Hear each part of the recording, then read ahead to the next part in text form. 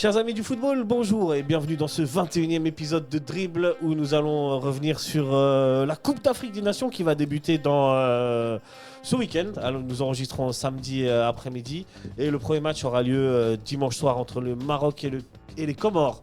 Et on va tout simplement revenir sur les groupes, dire nos favoris, qui va gagner la CAN, nos surprises, les joueurs à suivre, tout ça. Et pour ça, je suis très bien accompagné avec, vous en avez l'habitude, le grand, le magnifique Thomas. Salut Thomas.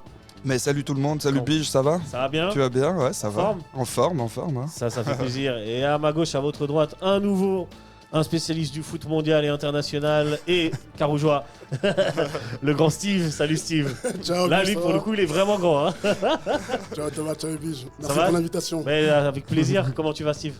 Nickel. En forme. C'est vraiment plaisir d'être là. Ça fait plaisir. Cette belle émission. Le plaisir est partagé, messieurs. Avant qu'on commence, comme d'habitude, je vous demande si vous avez regardé du foot. Du coup, cette semaine, vu que là, pour le moment, il n'y a pas eu énormément de choses. Enfin, cette semaine, il y a eu des trucs. Il y a eu des trucs, non? Il y a eu des trucs. J'ai pas trop regardé, moi. Foot européen, non? Bref, non. Du coup, j'ai rien regardé Coupe pour te dire la vérité. intercontinentale. Voilà. Le PSG Flamingo. Ah, bien. Pour tout te dire, victoire de Paris au tir au but. Excellent. Excellent. Je sais pas si c'est excellent. Vous auriez pu piller l'affaire avant, mais bon.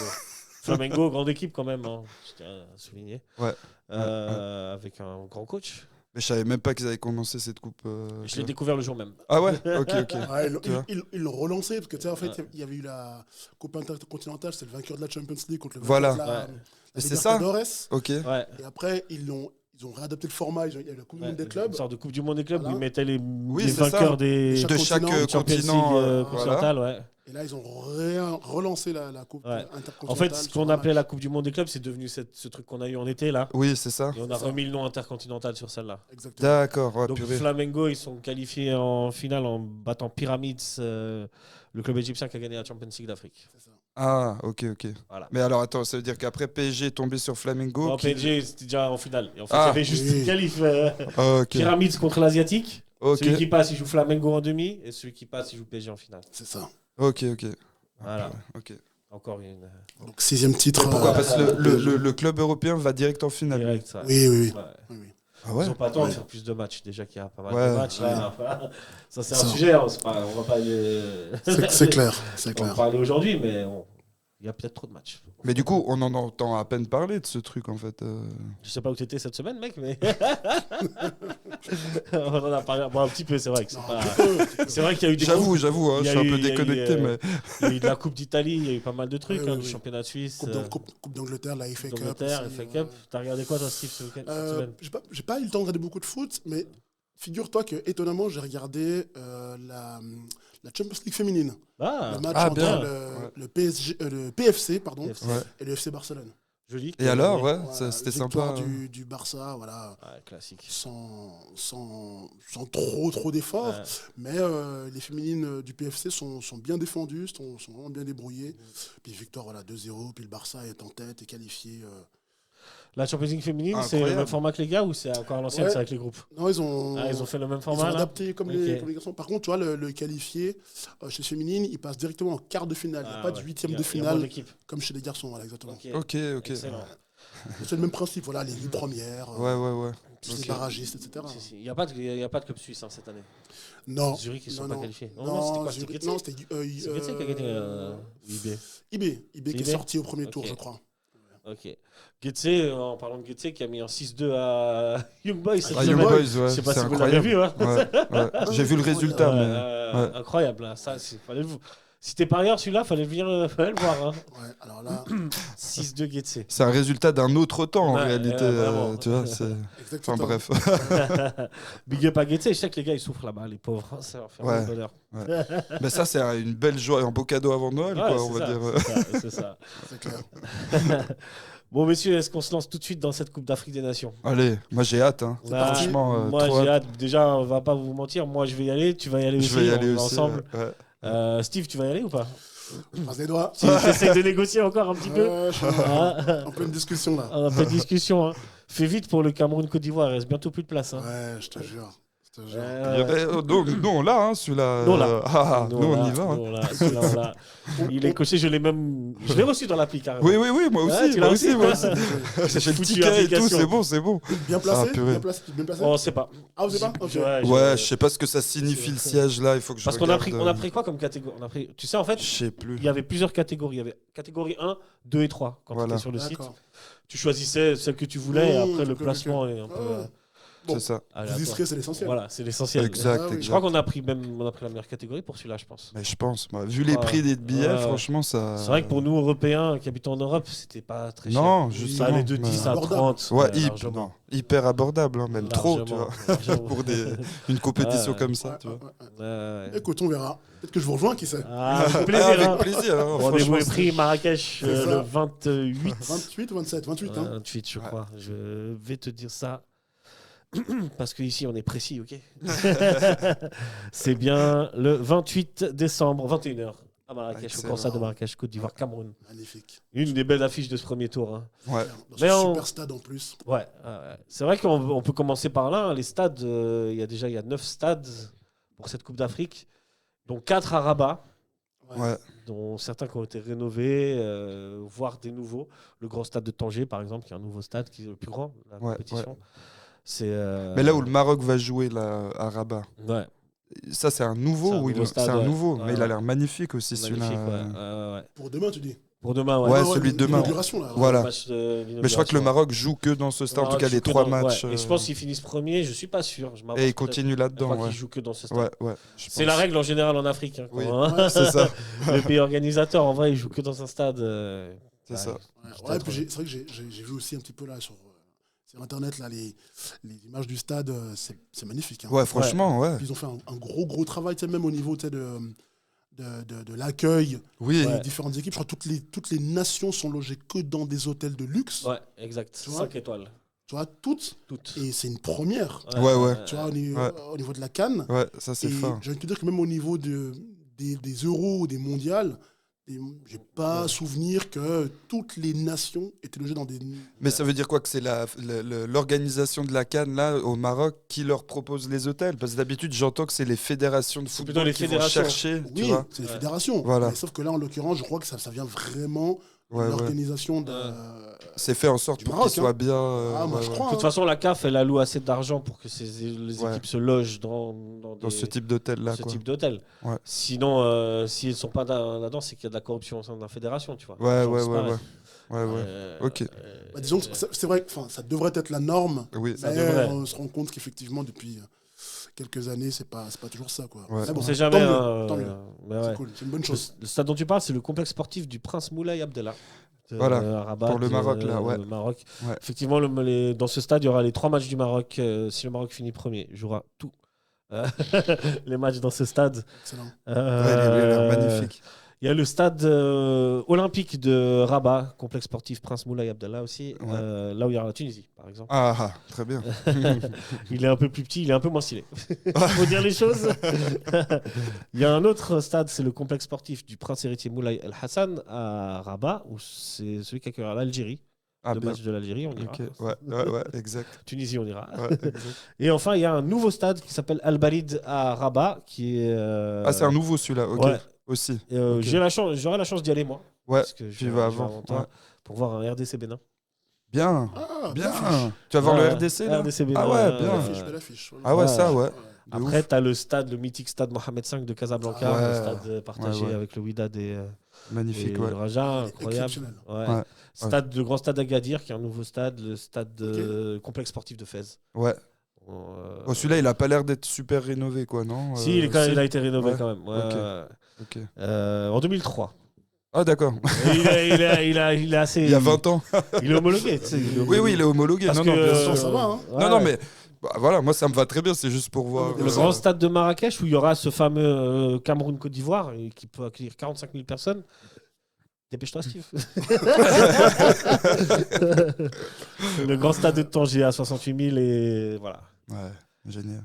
Mais du coup, il n'y a pas tous les stades, donc c'est pas ces stades-là qui joueront la Coupe du Monde plus tard. Je sais pas, ils sont en train de construire le plus grand stade du monde. C'est ça, à Rabat. À Casa. À Casa, ouais. C'est dingue ça. Ouais, celui-là, là, qui est énorme. Là, au Maroc, ça fait longtemps qu'ils ont misé beaucoup sur le football, sur l'infrastructure, sur la formation aussi. Tu regardes, toutes les équipes de jeunes vont loin dans les compétitions ou les gagnent maintenant. Ils ont gagné la compétition. C'est un modèle à suivre pour un pays qui peut se permettre. Ah non, c'est assez impressionnant là. Oui, puis le Maroc a fait un bon parcours là, au mondial des U17. Mais oui, aussi, tu vois. En plus. U17, champion U20, 2022, la Coupe du Monde, demi-finale.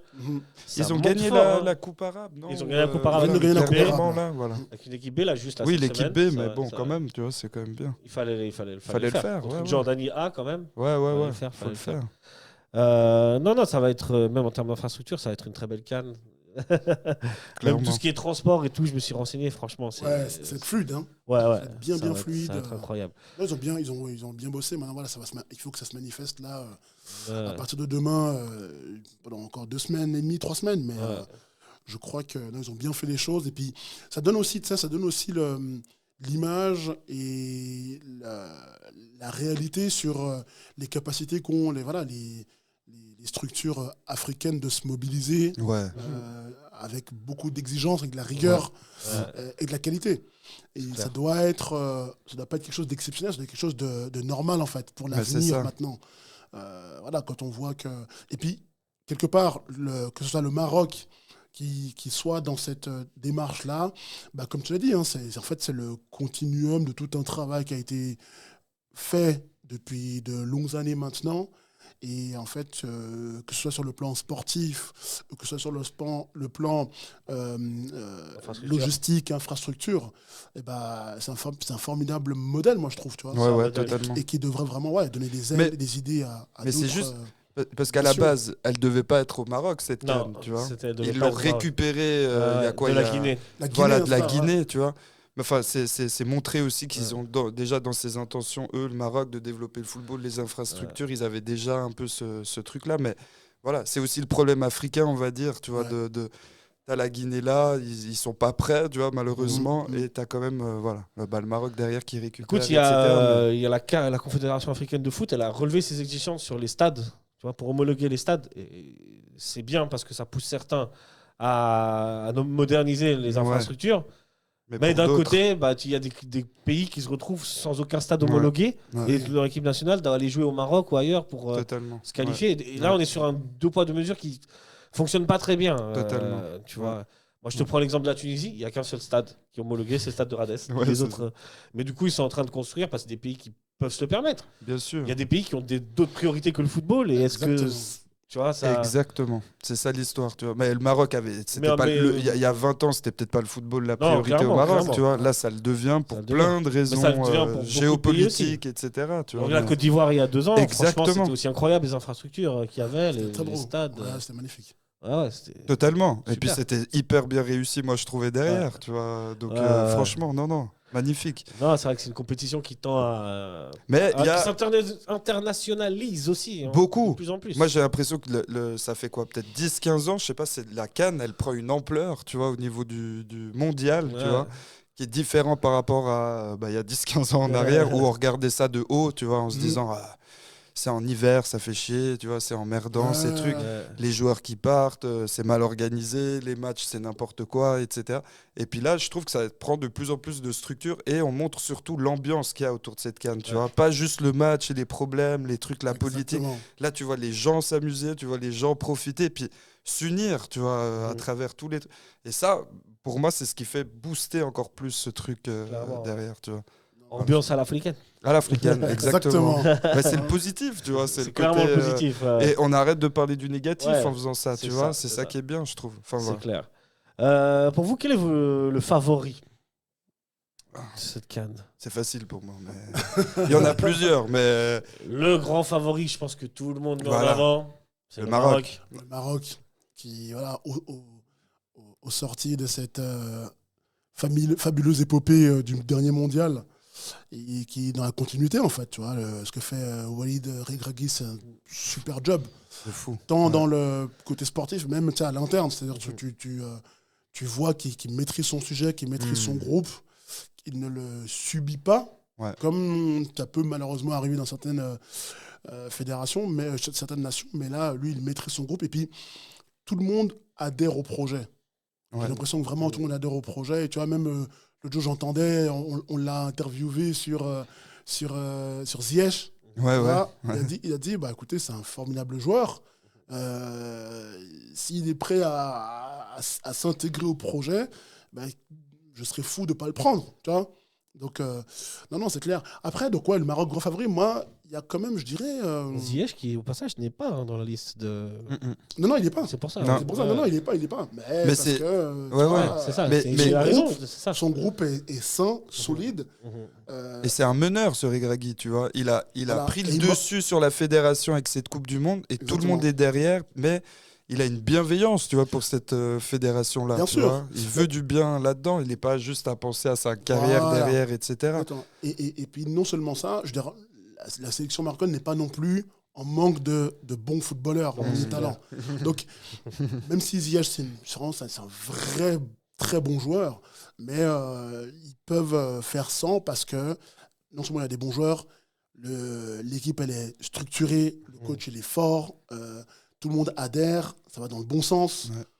Donc voilà, il peut se permettre ça. Après, moi, pour répondre à la question, il y a quand même, je verrais bien quand même, on l'a évoqué un peu tout à l'heure en off, alors ce ne serait pas un favori, ce serait plutôt un outsider, je dirais le Congo.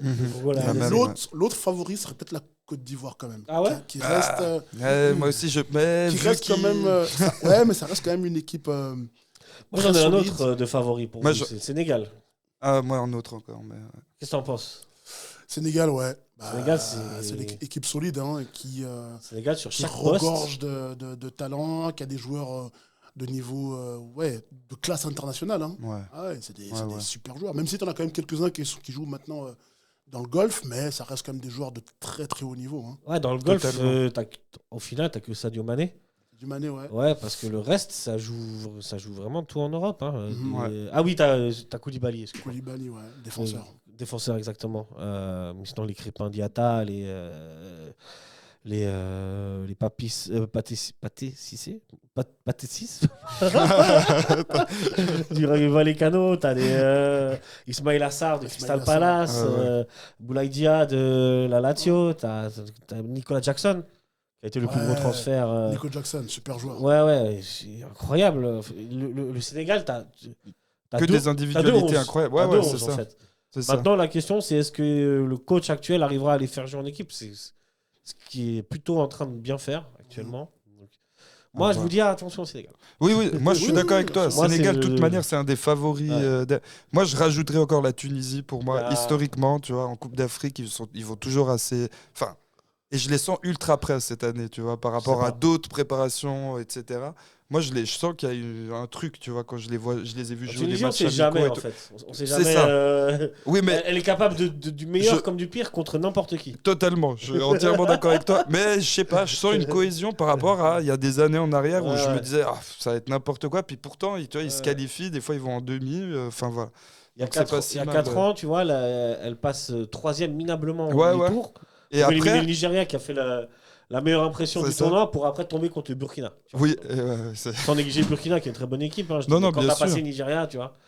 Enfin, mais la Tunisie, pour moi, ça a toujours été une équipe qui surpasse face à un gros adversaire, tu vois. Derrière. Exact. C'est pas voilà, ils se font avoir un peu, tu vois. Ouais, et puis après la Tunisie, moi, je le mettrais pas tout de suite. Pourquoi? Parce que je pense que c'est une équipe qui, tiens, comme un peu le Maroc, il y a 6-8 ans en fait, qui est en train de se reconstruire, tu vois, qui est en train de solidifier ses bases pour que justement peut-être qu'à la prochaine CAN où en l'occurrence ils sont qualifiés pour le mondial, mais pour la prochaine CAN peut-être qu'ils arriveront avec plus de certitude, je pense, plus de garantie aussi sportive. Et c'est vrai, mais par contre attention, ça peut être une nation qui peut faire très forte impression. Dans l'optique aussi de préparer ce mondial. Et c'est pour ça que là, les équipes africaines qui sont qualifiées là vont être très très fortes là, à la CAN. Je pense qu'elles vont être très très fortes. Malgré, on sait, la préparation qui est toujours difficile, les championnats qui sont encore en cours, libérer les joueurs au bon moment, tu vois, c'est pas comme à l'Euro où les joueurs ils partent tous partent en stage, etc. C'est plus difficile. Là, c'est différent. Mais non. Bon, t'as l'avantage qu'ils sont en forme encore, vu qu'ils sont en plein championnat. C'est ça. Voilà, ça, ils sont en pleine possession de leurs moyens. Ils sont pas en fin de championnat ou en fin de saison. Mais ouais. Mais c'est ça après que les clubs reprochent à la CAN, tu vois, c'est qu'ils les récupèrent puis qu'ils doivent tirer jusqu'en juin. Derrière, en ayant eu pas vraiment de pause en hiver, tu vois, avec tout ce truc. Quoi. Il y a l'histoire avec Fabregas, là. Fabregas qui voulait pas libérer son joueur, qui s'est finalement blessé.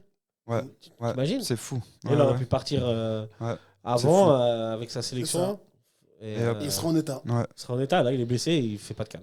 Voilà. Et il joue même pas. Mais bon, il y a tout le temps des histoires comme ça avec tu vois, j'ai toujours entendu ce genre de trucs, des clubs qui veulent pas ou des fédérations tu vois qui se battent après pour ça. Puis voilà, mais souvent pour moi ça revient souvent aux joueurs le dernier mot après derrière. Pas toujours. Parce que c'est sa carrière. Oui, mais ils sont menacés. Ouais, bien sûr, si tu vas à la CAN, mais c'est ça, ils sont menacés quand tu reviens. Voilà, tu vois, exactement. Ça existe. Exactement. Et puis ils sont quand même liés par un contrat, ils sont salariés par le club, tu vois. Donc, c'est compliqué. Normalement, il y a un accord qui se fait, bien entre sûr. La nation et le club. C'est-à-dire que ce qu'on appelle les dates FIFA, c'est-à-dire que les clubs doivent libérer les joueurs. Ils n'ont pas trop le choix pour ça. Ils ne peuvent pas les retenir pour les compétitions, pour les phases de qualification, etc. Pendant les dates qui sont les dates FIFA.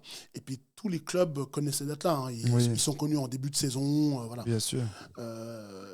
C'est vrai que, par contre, la difficulté, c'est que pour certains joueurs africains, c'est d'être un peu tiraillé comme ça entre l'envie de participer à une compétition qui, pour un footballeur africain, c'est important. La CAN, c'est super important. Ce n'est pas une compétition intermédiaire. Non, c'est une vraie compétition. Ouais, totalement. Et en même temps, envie de dire, je n'ai pas envie de perdre mon poste, je n'ai pas envie de perdre ma place. Parce qu'on sait que le football, ça reste quand même, bien que les contrats soient faramineux, mais ça reste quand même des postes fragiles.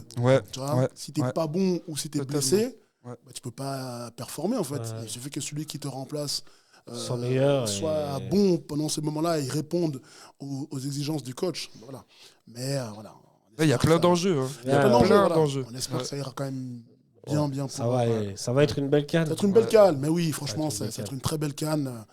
Et puis, je m'en réjouis et je pense que beaucoup de gens, tu vois, en dehors des Africains, s'en réjouissent aussi. Mais de plus en plus, tu vois. Comme tu dis là tout à l'heure, je pense qu'on regardait beaucoup de haut, tu vois, cette compétition en se disant, elle est plus emmerdante, tu vois, en Europe, qu'autre chose. On se moquait, tu vois. Mais là, je trouve que non, tu vois, ça devient de plus en plus sérieux et intéressant à regarder et authentique, tu vois, au niveau du football, tu vois. Au niveau du jeu, au niveau des... Pour moi, c'est même la CAN, c'est presque un retour en arrière d'il y a 20 ans dans le football où il y avait peut-être plus d'histoire, tu vois, intense, etc., avec les joueurs, les supporters, et même au niveau du jeu, tu vois, je sais pas comment dire, mais il y a quelque chose qui est fort, tu vois. C'est beaucoup plus physique, etc., peut-être un peu moins stratégique. Et encore, il y a des équipes qui le sont énormément, tu vois, maintenant. Exactement, tu vois. Donc c'est là où, pour moi, cette mixité-là, elle change un peu tout ce truc-là. Et je pense que les Européens, même ailleurs, tu vois, on a beaucoup plus d'intérêt à regarder ça, quoi. Là où c'est intéressant ce que tu dis, c'est qu'en fait, on rentre un peu dans un football très aseptisé. Avec beaucoup de matchs de Champions League, beaucoup trop de matchs. C'est ça. La Champions League, tu bouffes je sais pas combien de matchs par semaine. Là où à l'époque, c'était beaucoup plus rare et donc beaucoup peut-être plus apprécié. Et là, la CAN, c'est un bon d'air. Tu reviens à un truc un peu plus authentique, comme tu as dit. Exactement. C'est intéressant ce que tu racontes. Je voulais qu'on fasse le point groupe par groupe. Comme ça, on va parler un peu de tout le monde, mais on va y aller en speed quand même. Le groupe A, composé des Comores, du Mali, du Maroc et de la Zambie. Le match d'ouverture sera donc dimanche 21 décembre, 20h, Maroc-Comores. On a dit deux mots du Maroc, qui est notre favori. Les forces en présence du Maroc, c'est quand même le retour de Hakimi. Ouais, ça c'est bien. Sûrement pas jouer le premier match, mais qui sera là. Heureux pour lui, qu'il puisse, tu vas quand même être là. Bien. Après la sèche qu'il a pris là. Moi, je ne serais pas revenu. Désolé, coach. Pas de Tunisie pour moi. Les forces en présence de cette équipe, pour moi, ça reste quand même une défense solide avec Naïf Aguerd. Yacine Bounou qui reste un très bon gardien. Et puis en attaque, il y a quand même des jolis attaquants. Je pense à Ayoub El Kabi qui joue à l'Olympiakos, je ne m'abuse. Shamsidine Talbi qui est en Angleterre. Et puis Brahim Diaz. Brahim Diaz, bien sûr. Du Real. Brahim Diaz. Il y a quand même ils sont bien pourvus à tous les postes. Hein. Si le Maroc, en fait, excuse-moi Steve, je te laisse la parole après. Moi, j'ai l'impression en fait que l'ennemi du Maroc, c'est le Maroc et c'est la pression. C'est ça. S'ils arrivent à gérer la pression, c'est bon. S'ils n'arrivent pas, c'est compliqué. Et justement, moi, je pense que ce premier match d'ouverture là, ça va probablement lancer les choses. C'est-à-dire que comme tu as dit, ça va être un match, moi je pense, ça va pas être un match particulièrement spectaculaire, parce que beaucoup de pression, parce que c'est une nation qui est attendue à l'intérieur du pays comme à l'extérieur. Non seulement le Maroc doit gagner, mais doit gagner avec style, parce qu'ils ont des joueurs techniques, parce qu'ils ont des joueurs, une façon de jouer qui est vraiment agréable, et individuellement, on sait que le footballeur marocain est un footballeur qui aime le ballon, qui aime le beau geste, la technique. Et c'est vrai que tout cet engouement qui peut être assimilé à de la pression peut faire que ce premier match soit un petit peu délicat. Par contre, s'ils arrivent à bien aborder la question et à bien rentrer dans le match, c'est-à-dire à gagner les premiers duels, à réussir les premiers gestes, les premières passes, les premières tentatives, je pense que ça peut être une équipe qui peut vraiment... seront inarrêtables. Inarrêtables, mais plus que ça, c'est-à-dire envoyer un message de on est prêt, on est là, et il va falloir venir nous chercher en fait. Il y a le public derrière nous en plus. S'ils arrivent à aussi transformer cet appui du public en quelque chose en boost, et pas en pression négative, là je pense qu'ils sont injouables, tu vois. Enfin, à mon avis. mais pour moi, ce qui fait la plus grande force du Maroc, c'est cette solidarité défensive qu'ils ont montrée à la Coupe du Monde, tu vois. Et à travers ça, après, à pousser, enfin, je sais pas comment ils trouvaient les forces, tu vois, mais à pousser après devant, sortir ce but, tu vois, puis tenir derrière, etc. Mais là, ils sont dans une autre configuration. Totalement. Là, ils doivent jouer. Voilà, exactement. Donc c'est là où, pour moi, il y a la pression qui est différente, tu vois, à ce niveau-là. Et puis c'est nouveau, du coup, un peu. Enfin, ils sont plus outsiders, tu vois. Là, du coup, c'est leader du truc. Voilà. Donc c'est un autre statut, c'est autre chose. Enfin, c'est nouveau, tu vois, du coup. Mais à voir, tu vois. Moi, j'ai hâte de voir ce que Regragui va préparer, ce qu'ils vont vouloir faire, tu vois. Mais je pense que du coup, ce côté très à mettre le bus, puis partir après devant, etc., faut voir comment ils comptent, tu vois, aborder les matchs, etc. Un Maroc très offensif comme ça d'entrée, je pense pas. Moi, je pense que ça reste une équipe solidaire, qui fait tourner le ballon, qui essaie d'avoir du beau jeu. S'ils l'ont pas, c'est se replier derrière pour essayer de repartir après en contre, etc. À mon avis. Regragui, il est pragmatique, il va pas se jeter dans la gueule du loup. Non, justement. En face du Maroc, pour ce premier match, il y aura les Comores. Et les Comores, c'est une équipe qui est présente, qui était présente la dernière CAN, qui a réalisé une très bonne dernière CAN, mais j'ai l'impression qu'il a atteint son pic justement à cette dernière CAN, qu'elle est un petit peu qui redescendait un peu là. Redescend un petit peu dans l'équipe des Comores. Le grand joueur, c'est Youssouf N'Changama de Guingamp. Et puis voilà, pour le reste, c'est du joueur qui joue plutôt en France, mais c'est pas ou en Arabie Saoudite. C'est qui l'entraîneur actuel là, C'est une très bonne question. Mais tu vois, les Comores, tu vois, la problématique de ces nations, c'est que ce sont des... Stéphano Cuisine. Merci. Okay. En français Je sais pas. Pardon. C'est des joueurs, tu vois, qui... Italiens. Ouais. Tu vois, t'as quand même une grosse communauté comorienne en France. Ouais. Et dans les équipes de jeunes, dans les clubs ou en équipe nationale, ils prennent la nationalité française. Donc c'est plus difficile après de constituer un groupe, une équipe solide pour représenter les Comores. Donc c'est pour ça que voilà, pour moi, ça va être une vraie interrogation, puis une curiosité de voir un peu, comme tu dis, voilà, aux sorties de cette dernière CAN, est-ce qu'il y a du progrès, est-ce qu'il y a de l'amélioration, ou est-ce que c'est un peu leur niveau actuel du moment et qu'il faudra patienter encore un peu, mais voilà, face à ces grandes nations africaines présentes, voilà, ils vont tirer leur épingle du jeu au maximum, mais c'est clair que ça va être difficile pour les Comores dans ce groupe-là. C'est les Comores qui pratiquaient un jeu plutôt sympathique à la dernière CAN. Maintenant, avec un entraîneur italien, je ne le connais pas. Je sais pas. Ouais. C'était avec un Français la dernière, justement, le jeune, là, il me semble. Dans ce groupe, on aura aussi le Mali. Oui. Le Mali, c'est une équipe quasiment toujours là à la CAN. C'est ça. Qu'on annonce normalement toujours bien placée, mais qui ne gagne jamais rien. Jamais. C'est un peu le plafond de verre. Ouais. Mali. C'est pareil, une équipe par contre là qui a l'habitude de ces compétitions, de la CAN, qui a toujours eu de très beaux joueurs, qui ont vraiment joué dans des très grands clubs.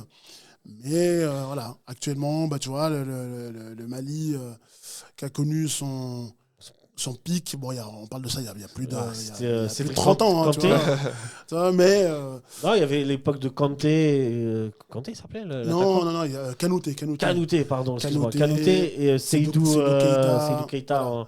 Ça, c'était un grand Mali, ça. C'était un grand Mali. Avec le maillot Ernest. Je sais pas si tu te souviens. Exactement. Ah ouais. Ça, c'était un grand Mali, ça. Ouais, mais c'était début 2000, ça, dans fin de... Ouais. Début 2000, 2008, par là, ouais. Quand grande équipe du Mali. Ils avaient organisé la CAN chez eux. Ah oui. Notamment. Mais vraiment, l'équipe du Mali qui a été championne d'Afrique, ça remonte. D'ailleurs, c'est la première nation africaine qui a remporté la première Coupe d'Afrique des Nations, je crois. Le Mali, avec Salif Keita, la génération Salif Keita. Ah ouais, on parle de ça il y a... Je laisse vérifier, mais on parle de ça. Ouais, moi, il me semble que c'est l'Égypte qui a gagné la première, mais je suis pas sûr. Mais, je vais aller regarder. Mais c'est vrai que voilà, pareil, le Mali, tu as beaucoup de joueurs maliens qui jouent en équipe de France, jouent dans d'autres équipes nationales.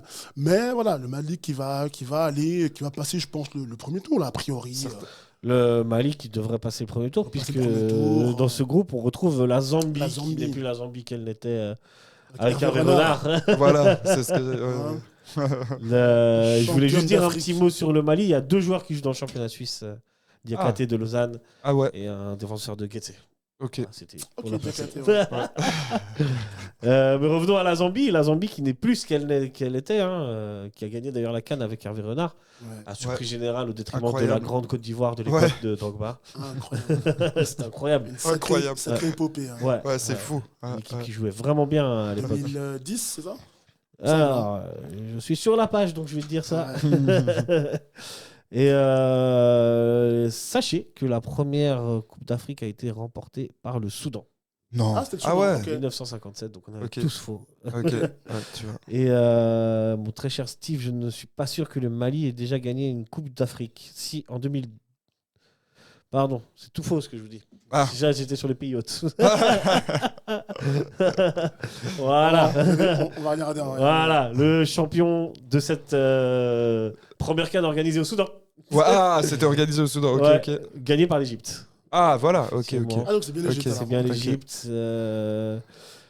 Et le Mali, pour le coup, je crois que c'est quand même juste, n'a jamais gagné de Coupe d'Afrique. Peut-être qu'elle est allée en finale en 1972.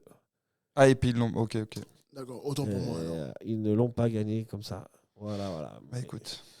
Pour revenir à la Zambie. Voilà. La Zambie qui... Mais qui n'est clairement pas un favori. Non, dans ce groupe-là, le Maroc et le Mali devraient tirer leur... Est-ce que le Comore arriverait 3e ou la Zambie, tu vois? C'est là à voir. Pour ce groupe. Là, je pense que tout est possible entre la Zambie et les Comores. Sachant qu'il y a quoi? Il y a 4 meilleurs 3e 4 meilleurs 3e qui passent. Voilà. Ils se qualifient et tout. Il y a de la place. Il y a de la place pour la Zambie et les Comores. À voir. On passe au groupe B. Mais du coup, nous, au Maroc, on va voir le Maroc-Mali. On va voir le Maroc-Mali. Pour moi, qui est le plus gros match de ce groupe, clairement, tu vois. Je te donne les... Quel deuxième match du groupe? Le deuxième. Le premier match, ce sera donc Maroc-Comore et donc Mali-Zambie. Deuxième journée, donc Zambie-Comore et Maroc-Mali à 21h à Rabat le 26 décembre. Et enfin, à la dernière journée, la Zambie affrontera le Maroc et les Comores affronteront le Mali le 29 décembre.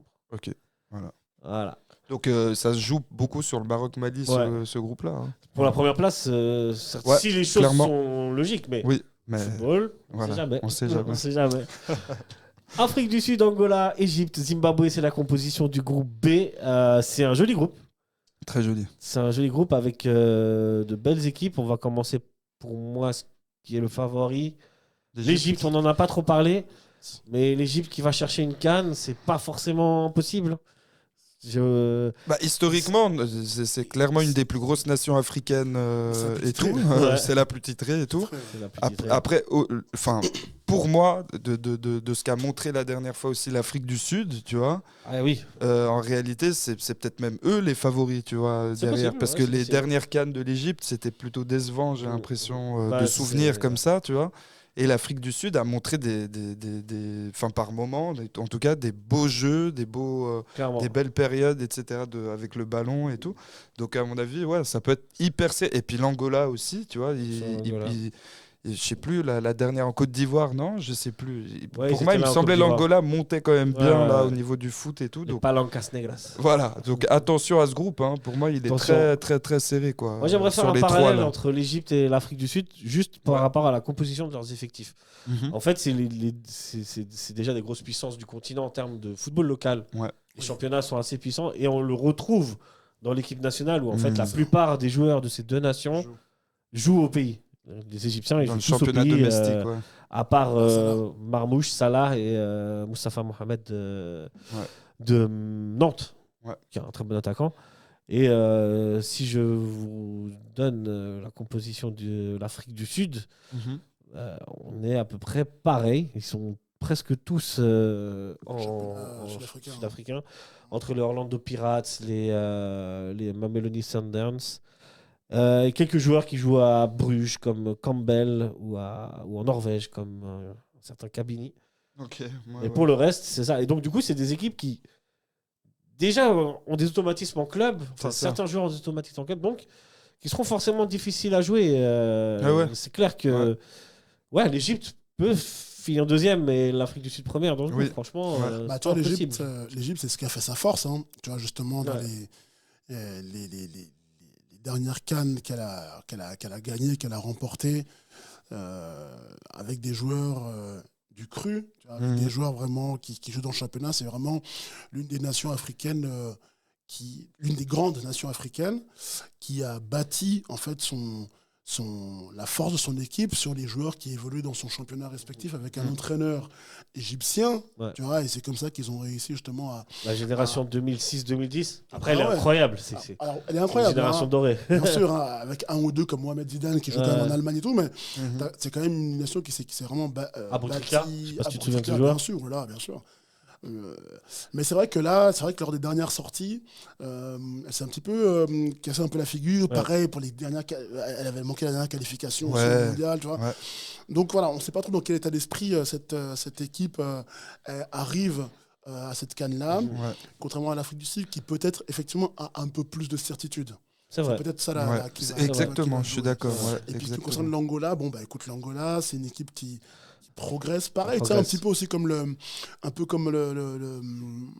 Congo, avec des joueurs qui ont beaucoup joué un petit peu ailleurs et qui là, voilà, petit à petit reconstituent un peu leur équipe avec des joueurs très talentueux, tu vois. Et puis le parallèle qu'on peut faire très rapidement avec le futsal, par exemple, tu vois, qui a des joueurs extraordinaire avec des joueurs en Angola, tu dis très talentueux. Ce parallèle-là, on le voit tu vois, avec le futsal aussi. Mais une équipe à suivre. L'Angola, ça monte. Je pense qu'elle va jouer de mauvais tours. Dans le groupe, là, on est sur un groupe quand même assez homogène, hein, mine de rien. L'Angola qui a quand même des joueurs qui... Alors, il y a un joueur d'Étoile Carouge. Le gardien. Le gardien le gardien. Il est sélectionné. Qui était déjà là la dernière CAN d'ailleurs. Exact. Qui avait été très bon. Exact. Oui, c'est parce qu'il a joué. Hein. Il a joué. T'as quand même quelques joueurs qui jouent à l'étranger, hein, Guimarães, en Égypte, à la UK Athènes. Attention. Hein. Attention. Ça remonte. L'Angola, il y a eu une époque où ils étaient très bons dans les années 2000. Et une petite baisse. Et là, ça revient gentiment. Ça revient. Les Palancas Negras. Et à côté, la dernière équipe, c'est le Zimbabwe. Et le Zimbabwe, c'est aussi une équipe plutôt à l'Afrique du Sud, avec des joueurs du cru. Du cru aussi, Et là aussi, mine de rien, il faudra faire attention parce que c'est une équipe qui a des automatismes et des certitudes. Exactement. Des automatismes qui va jouer avec ses forces. Qui va jouer avec ses forces, avec beaucoup de pragmatisme, tu vois. Et puis peut-être, selon comment sont les directives de l'entraîneur, peut-être avec un ou deux joueurs qu'on va découvrir qui individuellement est capable de faire la différence. Donc peut-être avoir ce facteur un peu chance dans le secteur offensif. Mais à voir. C'est pas si ouvert que ça. Pour l'Égypte et c'est ça.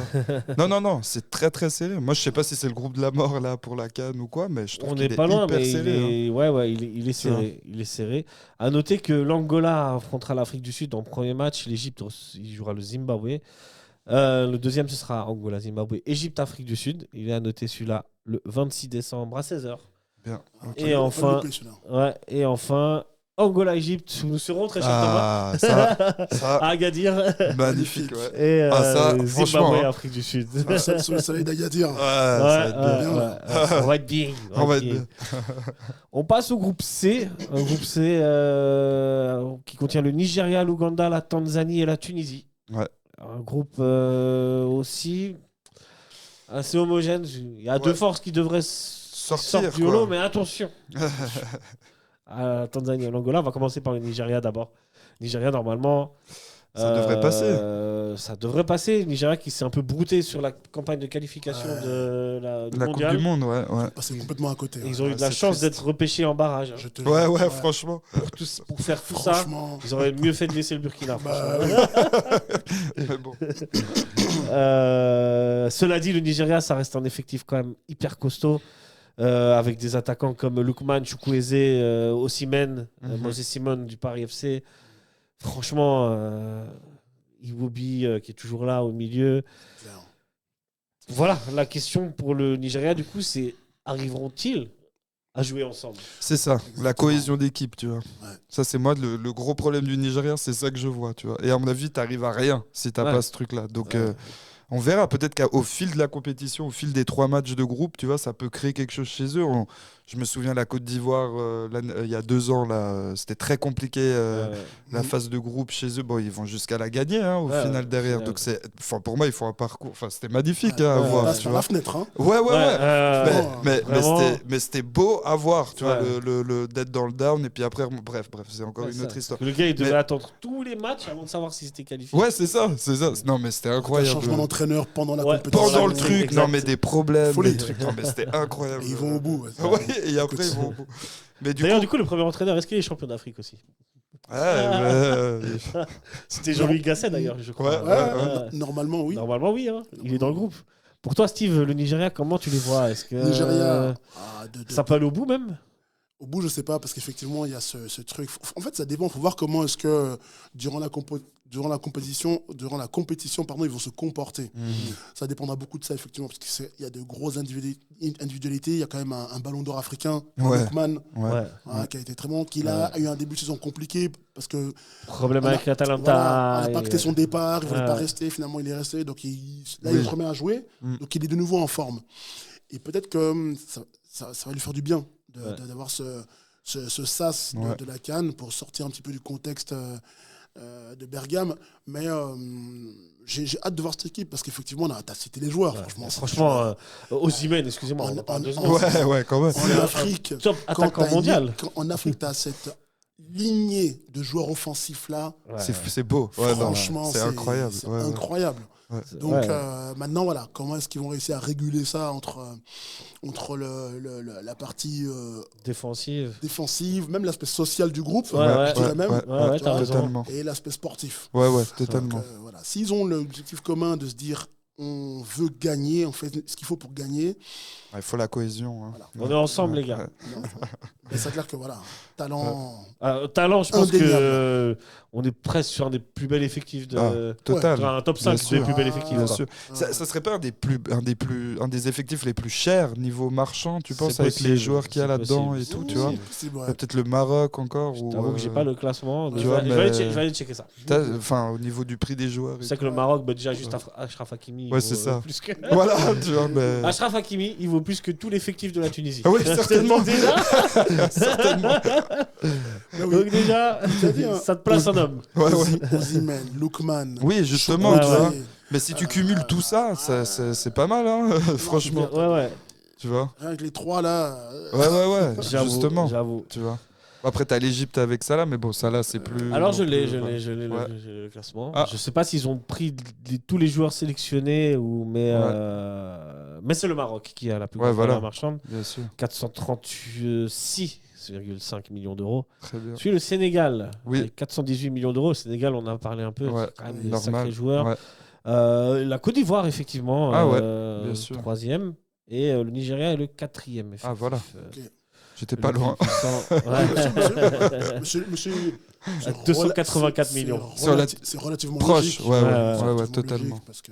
J'avoue que j'ai pas la valeur d'effectif ivoirien, mais le Nigeria, c'est 284 millions. C'est aussi, tu vois, ces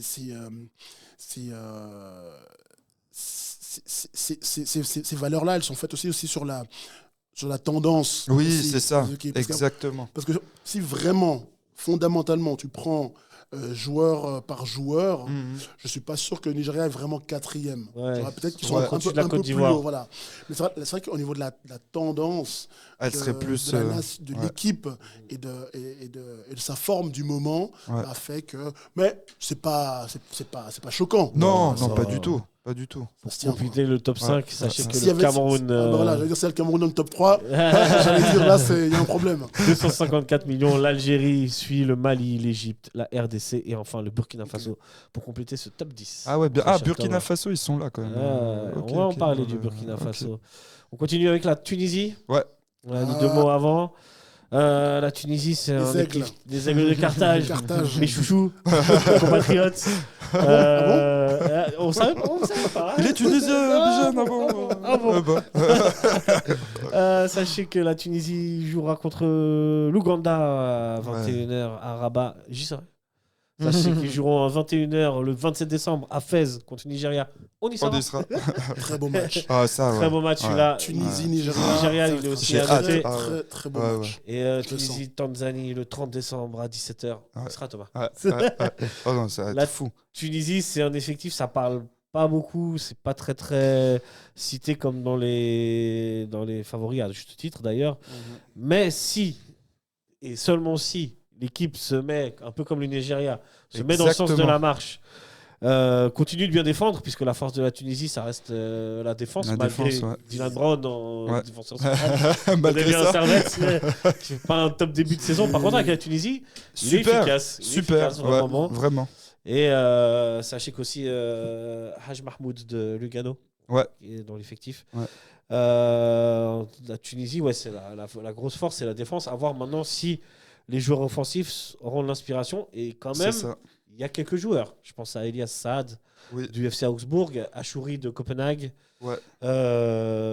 Puis bon, pour le reste, il y a Tounekti du Celtic Glasgow. Pour le reste, c'est Jaziri du Zamalek, c'est assez faible. Je ne sais pas si vous connaissez. Non, mais la Tunisie, c'est pour ça que moi je dis qu'il faudra laisser du temps à la Tunisie, moi je pense. Tu vois, et puis, mine de rien, voilà, ils sont sur la lignée de ce qu'ils ont fait jusqu'à présent entre la dernière CAN et celle-ci. Ils sont quand même qualifiés pour le mondial, c'est pas rien. La dernière CAN a été catastrophique. Ils ne sont pas passés le. Oui, non, mais ce que je veux dire, c'est que. Non, mais ce que je veux dire, c'est que. Mais t'as raison, il y a un truc qui s'est cassé à cette CAN et on repart depuis là. Depuis là, avec une qualification entièrement méritée, sans contestation possible. Je me demande si c'était pas d'ailleurs la première nation africaine à être qualifiée. Non, c'était le Maroc. C'était le Maroc, c'est la deuxième. Voilà. Donc tu vois, et là ils ont l'opportunité vraiment d'être performants à la CAN pour préparer le mondial, mais par la suite, de construire quelque chose de durable dans le temps, quoi. Bien sûr. Donc, la Tunisie, c'est... La force, et puis de retrouver ce niveau qu'elle avait à l'époque. À l'époque des Zitouni, des gens comme Bouazizi. Oh là là, ils avaient des joueurs. Trabelsi sur le côté. Justement, oui. Franchement... M. Sakni aussi, qui a été, après cette période, un formidable footballeur. C'est clair. Mais moi, j'en ai parlé un peu en début d'émission, mais je sens une bonne préparation. Moi, je les sens bien, même assez serein. J'ai l'impression, même les Tunisiens en général, je les sens assez sereins pour cette CAN. Tu vois, la veille d'autres compétitions, je les sentais beaucoup plus tendus, même se sentir presque honteux. Merde, on va rien faire, machin. Là, non, il y a un peu une forme d'humilité, de trucs comme ça. Et pas de pression, tu vois, et je pense que justement cette équipe, mais je la sens assez cohérente dans enfin ensemble, tu vois, unis, etc. Dans les matchs amicaux que j'ai pu vite faire regarder, etc. Je trouvais assez. Il y a le match contre le Brésil, quoi. Il y a ouais, exactement. Mais il y a voilà, joli match. Enfin, après, c'est un match de gala comme ça, tu vois. Est-ce qu'il veut vraiment dire non, quelque chose ? Il veut absolument rien dire. On a vu une équipe quand même assez solide de la Tunisie, voilà. Parce que les Rodrigo, les Estevao, pas réussi quand même à percer cette défense. Mais là, le problème de la Tunisie, c'est qu'on va jouer contre des équipes qui, normalement, très solides en réalité, tu vois. C'est à la Tunisie de faire le jeu. Bah, c'est en ça que les Tunisiens sont pas bons, quoi. Bah ouais, c'est ça le problème. C'est ça le problème. Contre le Nigeria, on connaît le scénario. On va laisser la balle au Nigeria. Mais les deux autres, la Tanzanie et l'Ouganda, attention. Hein. À voir. Faudra voir. Non, c'est bouffé comme contre la Namibie à la dernière CAN. Ouais, justement, ça va pas être fou. Ah, vraiment. Mais je pense sachant que les deux autres derrière, là, vas-y, finis avec sortie. Non, mais je disais, je pense qu'il peut y avoir une prise de conscience aussi derrière, tu vois, avec ce qu'il y a eu il y a 2 ans. C'était il y a 2 ans, hein, quand même, c'est pas si vieux que ça, etc. Et une envie de bien faire après derrière. Et je pense pas que c'est aller gagner la CAN, mais c'est montrer une autre forme, tu vois, de football et de motivation. Et là, ils gagnent, hein, rien que pour ça. Je pense qu'après, les Tunisiens sont contents, tu vois. Donc voilà. Les deux autres forces de ce groupe, ce sera la Tanzanie et l'Ouganda. La Tanzanie est un football qui monte. Il faudra faire attention. Et la Tanzanie, c'est un peu le même cas que le Zimbabwe, l'Afrique du Sud et l'Égypte. C'est beaucoup de joueurs du championnat tanzanien, domestique, qui est en train de monter. La Tanzanie qui sera la prochaine organisatrice de la CAN, si je ne m'abuse. Et qui donc aussi en termes d'infrastructure monte, tout ça. Très beau pays. Hein, très beau pays en plus. Pas de grande star dans cet effectif, si c'était l'attaquant Ali Samata du Havre. Non, la Tanzanie, tu vois, c'est une nation qui a une vraie culture sportive. Au niveau local. Il y a une vraie culture sportive en Tanzanie. Et au niveau du football, voilà, ça demandera du temps. Voilà, je ne suis pas sûr que même pour la prochaine CAN, ils seront une équipe performante au sens d'aller chercher... Gagner tout, ne serait-ce même qu'un quart de finale. Mais voilà, ils vont jouer leur va-tout à fond et voilà, ça demande à voir. C'est des équipes qui font... C'est des équipes qui suscitent la curiosité. C'est ça. Clairement.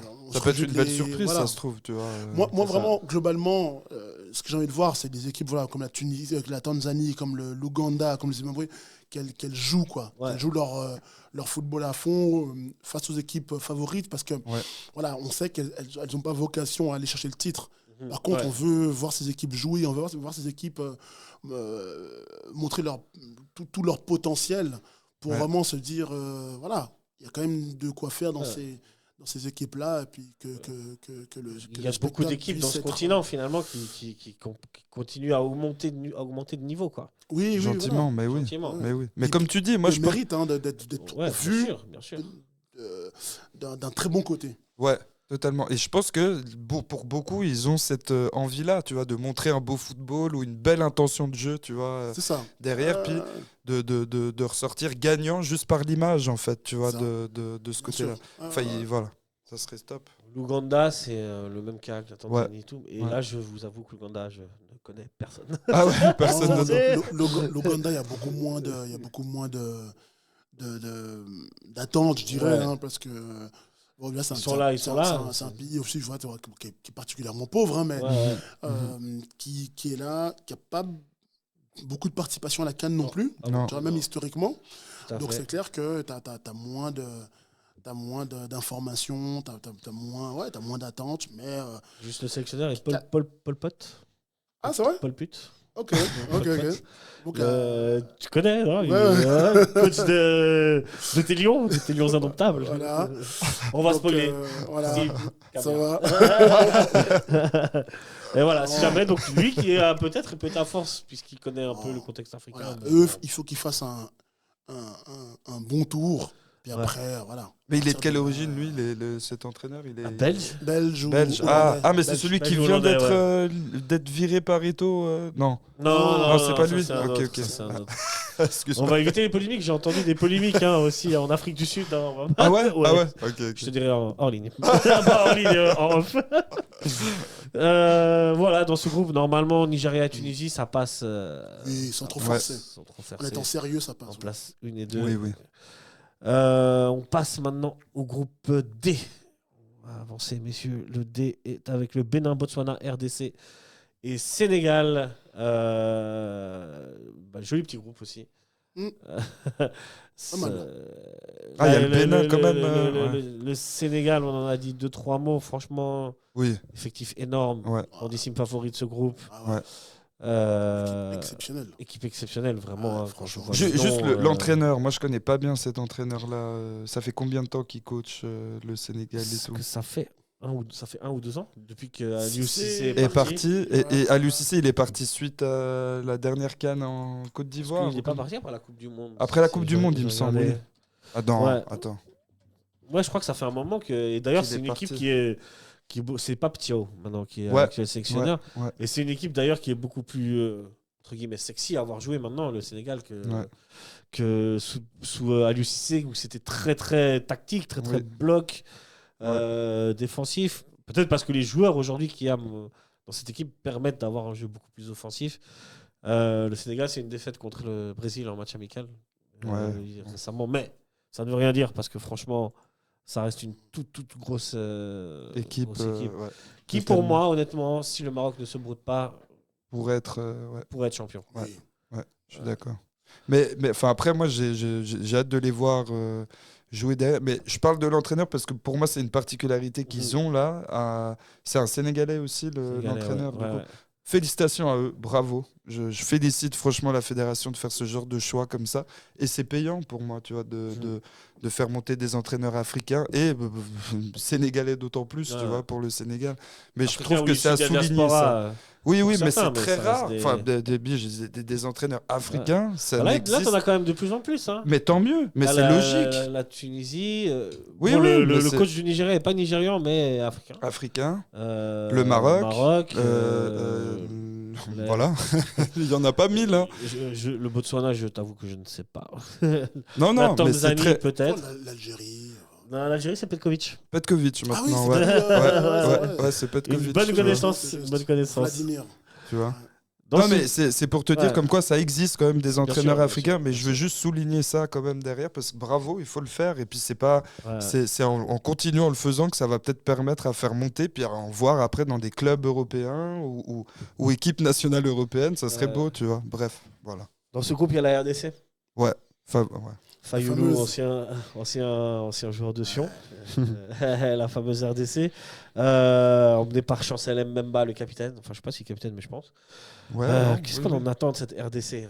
Continuer sur sa lancée de la dernière CAN. Qu'ils aillent au bout. Hein. Alors, eux, ils veulent aller au bout. Non, qu'ils continuent mais je pense que eux, leur objectif, c'est en tout cas demi-finale. Gagner. Je pense que c'est à gagner. Oui, mais en tout cas demi-finale, parce que quand même de grosses nations, puis tu vois, encore le groupe, les 2 groupes suivants, là, tu as quand même 2-3 nations qui sont aussi prétendantes. Mais non, il faut que la RDC continue à travailler dans la même dynamique qu'elle met actuellement. Et ce qui va faire, en fait, la force et la reconnaissance d'une nation, c'est sa capacité, tu vois, à réitérer les exploits. Les exploits, c'est pas un exploit, mais réitérer les performances plutôt. Performance. Totalement. C'est plutôt ça. Et si pour moi, je dis la RDC doit avoir pour ambition d'aller en tout cas en demi-finale. Parce qu'ils ont l'équipe, ils ont l'expérience maintenant. Un coach. Des joueurs vraiment de talent. Et il doit avoir cette ambition-là. Et c'est en ayant justement cette régularité dans la performance, tu vois, tenter que, s'ils arrivent à accrocher une place qualificative en plus pour le mondial, encore là. Mais c'est ça qui va leur permettre de se dire, OK, lors des 2 prochaines éditions, là, on va aller chercher maintenant un titre. Voilà, exactement. Là, je pense que c'est un peu tôt. Maintenant, s'ils y arrivent, tant mieux, mais je pense quand même un peu tôt, au vu des nations qui sont vraiment solides, avec beaucoup de références quand même. La RDC, si tu te fais une tier list, c'est dans l'outsider. Moi, je pense que c'est un top outsider. Outsider. Vous le laissez encore dans l'outsider, vous, RDC? Je ne le mets pas en favori, moi. Non, pas favori, moi, mais... Moi, je te dis la vérité, moi j'ai que deux favoris. Moi, je le mets plus outsider, dans le sens où, pour moi, ils ont montré qu'ils étaient au-dessus des outsiders derrière, mais que ça peut... Prétendant à... Alors, prétendant... Tu ne mettrais pas dans favori, tu mettrais un truc entre... Juste en dessous, tu vois, parce que quand même, tu vois, alors il y a peut-être 10 ans en arrière, j'aurais clairement mis outsider, je m'attendais pas à ce qu'ils montent comme ça, RDC d'un seul coup, tu vois, qui monte. Et puis, en fait... Depuis, il continue. Tu vois, il y a une évolution, il y a une logique, je pense. Tu vois, après, de loin, je regarde. Mais en tout cas, dans le niveau de football, les matchs qu'ils font, etc., ils sont qualifiés. Je ne les voyais pas aussi souvent qualifiés que ça. Là, ils sont encore dans la course pour la Coupe du Monde, etc. Donc, c'est quand même formidable et tout pour eux. Je ne sais pas quand c'était la dernière fois qu'ils ont joué à la Coupe du Monde. Est-ce qu'ils ont déjà joué une Coupe du Monde, tu vois 4 Oui, ils ont donc, joué. Tu vois, à l'époque, ça s'appelait Zaïre. Oui, alors, bref, ok. Donc ce sera peut-être leur première en tant que RDC, etc. Mais du coup, je pense qu'il y a le outsider, je pense pas. Pour moi, non. Ils sont même au-dessus de ça maintenant. Il y en a d'autres que je mettrais là-dedans. Tu vois. Et je m'attends même à les voir en demi pour moi, tu vois, derrière. Ouais. Ok. Ah, tu te mouilles, hein? Ouais, je me mouille. Faut se mouiller, les gars. Il faut se mouiller. C'est clair. On verra après si on se trompe ou pas, c'est pas grave. Hein. Dans ce groupe, il y a le Botswana connais pas, malheureusement. Que je connais pas non plus, malheureusement. Et on va passer. C'est beaucoup de joueurs plutôt locaux, plutôt qui jouent dans le championnat, je dirais, sud-africain. Ok. Et il y a le Bénin, qu'on appelait les écureuils du Bénin, mais c'est terminé maintenant. Ah non, ils ont... Oui, c'est devenu les guépards du Bénin, je crois. Ah non. Oui. Depuis quand? Ils trouvaient que l'écureuil, c'était pas trop mignon, c'était pas... C'est pas dans la bagarre, tu vois. Au vu des noms qu'il y a. Oui, les lions, les léopards, les aigles. Je peux comprendre, ils se disent, bon. Les Fennecs, hein. Les Fennecs. Ouais, mais bon, le Fennec, c'est... Écurie Fennec, je sais pas qui gagne. Hein, mais c'est bien les guépards du Bénin maintenant. Ok. C'est très bien. C'est très bien. Respect. Qui est les guépards du Bénin, avec un ancien joueur du FC Zurich qui est à Lorient qui s'appelle Tozin. Je sais pas si ça vous dit quelque chose. Non. Steve, ça te dit certainement quelque chose. Et puis, c'est une équipe composée avec un joueur de Grasshopper aussi qui s'appelle Imran Hassan, qu'on a vu jouer contre Servette. Il est rentré à la 35e minute. Bref. C'est au match d'ancien Servette Getse. Bref, on passe. Et c'est des joueurs qui jouent beaucoup à l'étranger, hein, qui n'y a pas beaucoup de joueurs dans le championnat béninois. Sûrement beaucoup de joueurs issus de la diaspora, j'imagine. Le Bénin... toute honnêteté, ça monte ces dernières années, je ne sais pas jusqu'à où ça peut aller. Est-ce que ça peut sortir du groupe? Botswana-Bénin, ça va être inconnu et ça va être intéressant. On va découvrir, en tout cas pour ma part, découvrir ces équipes. Est-ce que tu connais un petit peu, toi Non, mais moi je pense que le Bénin, c'est-à-dire que il va falloir qu'ils gagnent leur match contre le Botswana, ça c'est sûr. Ouais. Voilà, pour avoir une petite chance d'être dans les meilleurs troisièmes. Et après, normalement, non, la RDC et le Sénégal ne devraient pas faire de cadeau. Et puis faire leurs 6 points sur les 2 confrontations. Et puis l'un l'autre, voilà. Ils joueront la tête du groupe, c'est sûr. Thomas, quelque chose à rajouter sur ces 2 équipes? Non. Hâte de voir le Bénin en vrai. Hâte de voir le Bénin. Moi, je vais aller les voir en vrai. Donc, voilà. Agréable surprise. Je connais quelques Béninois que j'aime bien, tu vois, donc je me dis. On leur passe le bonjour. Exactement, big up à eux. On passe au groupe E, l'avant-dernier groupe de cette Coupe d'Afrique des Nations, avec l'Algérie, le Burkina Faso, la Guinée équatoriale et le Soudan. Et tu te demandais s'il y avait un groupe de la mort. Et ben, je pense que c'est celui-là. Commençons par l'Algérie. L'Algérie qui est emmenée par une vieille connaissance à nous, Vladimir Petkovic, qui est très très critiqué en Algérie, mais qui ne l'était pas en Algérie. Ouais, c'est ça, de toute manière. On ne se rend pas compte. La pression que mettent les journalistes algériens et le peuple sur leur équipe, c'est un truc de fou. Même un Algérien pète un câble après l'ancien. Comment il s'appelait le nom de l'ancien entraîneur algérien Belmadi. Belmadi, tu vois. Même lui, je pense. Qui a gagné la CAN, hein, mais oui, tu vois. Enfin, qui a fait un très beau parcours encore après avec eux, sauf à la Coupe du Monde, non, je sais plus. Bref, mais bon, même pour lui, ça a été très dur. Ils ne sont pas qualifiés à la Coupe du Monde. Ils ont manqué. À cause du Cameroun. Et oui, la dernière seconde. Oui, c'est ça. Dernière seconde. L'Algérie marque dans les arrêts de jeu, et le Cameroun marque derrière. C'était incroyable, ça. C'était incroyable, j'ai vu. La folie. La folie. Tu devais être refait, toi. beaucoup de potes algériens, ils étaient effondrés. Ils se sont pas remis. Ils se sont pas remis. Ah non, c'était hyper dur. Chez eux en plus. C'est juste. Ouais, non, c'était fou. Clairement. Ça nous a permis d'aller battre le Brésil et c'est pas mal, hein. Un but d'Aboubacar. C'était un peu tard, mais c'est pas grave. Bon. Au moins, il y a la victoire de prestige. La victoire de prestige. Ça, c'est classe. Tu repars pas. C'est pas la première fois d'ailleurs que le Cameroun bat le Brésil. En 2003, la Coupe des Confédérations. Ouais, exact. Samuel Eto'o qui a marqué. Exact. L'Algérie, revenons à nos moutons. Comment l'Algérie devrait. Difficile à lire, hein, cette équipe-là. Ouais, c'est compliqué.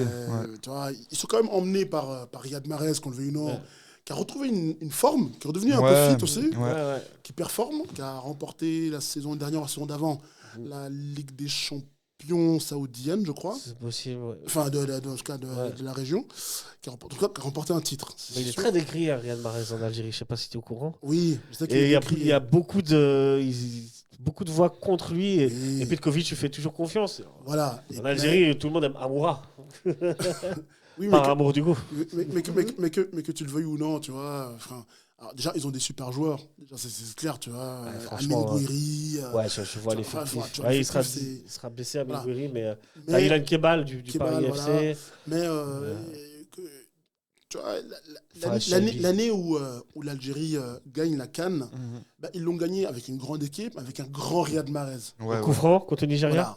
Entre autres, alors plus jeune, en forme, il jouait à City. Ok, on est d'accord. Au pic de sa forme. C'est clair. Mais Riyad Mahrez reste quand même un très grand joueur qui aujourd'hui peut encore jouer en Europe sans discussion. D'accord. Et je pense que Riyad Mahrez a envie, tu vois, avec tout ce qui se passe justement autour de lui et de sa nation, je pense que c'est sa dernière CAN et a envie de faire quelque chose de grand. Moi, je pense qu'un Riyad Mahrez, meneur, capitaine, lors de cette CAN-là au Maroc, c'est l'occasion aussi pour lui de montrer à tous ses détracteurs que je suis encore un grand joueur, je suis encore le meneur de l'équipe, vous allez voir ce que vous allez voir. Et moi, je pense que voilà. Tu les vois bien l'Algérie. Moi, je pense qu'il a tout à gagner. Avec un grand Riyad Mahrez.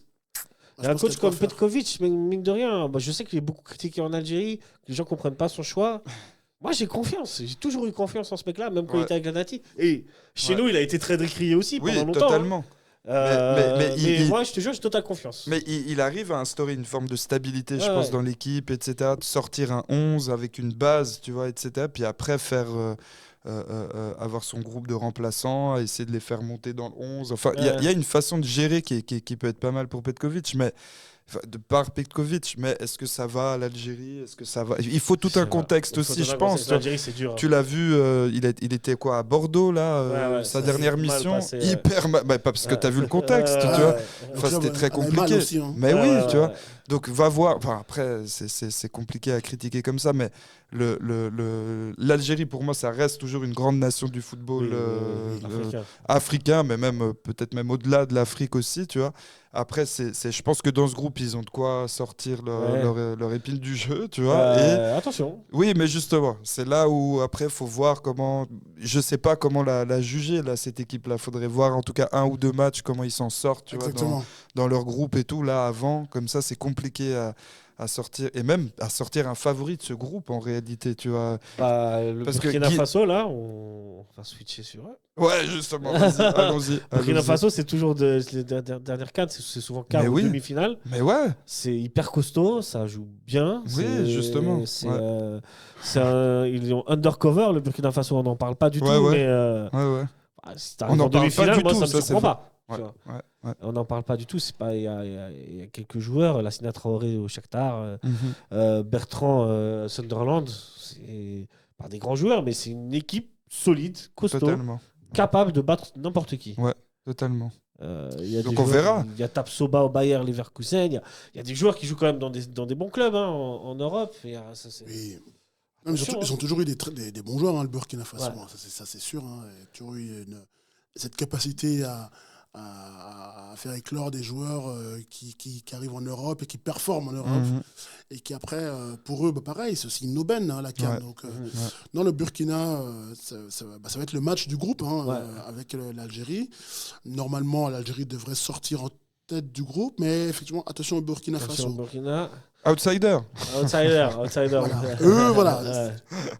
on va dire plutôt voilà, quart de finale, normalement, s'ils ne tombent pas sur un gros avant. Oui, voilà. Puis après, entre la Guinée équatoriale et le Soudan, normalement, ils devraient pas. S'ils tombent sur la Tunisie, je peux déjà dire qu'ils gagneront.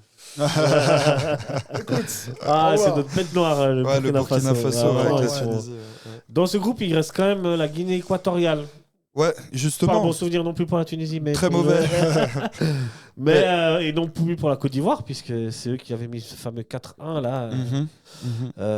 Attention à cette équipe-là qui est toujours bonne. Mais instable, j'ai l'impression aussi, tu vois. Mais en compétition, qui peut donner quelque chose, une belle surprise aussi, tu vois. Ils peuvent peut-être même sortir premier du groupe, la Guinée équatoriale, tu vois. Franchement. Donc, je sais pas, c'est là où le groupe, il y a beaucoup de questions, tu vois, là-dedans, dans ce groupe-là, je trouve. Tu connais un petit peu, toi, la Guinée équatoriale? Non, pour être honnête, non. Autant l'autre Guinée, oui. Autant celle-là, non, pas vraiment.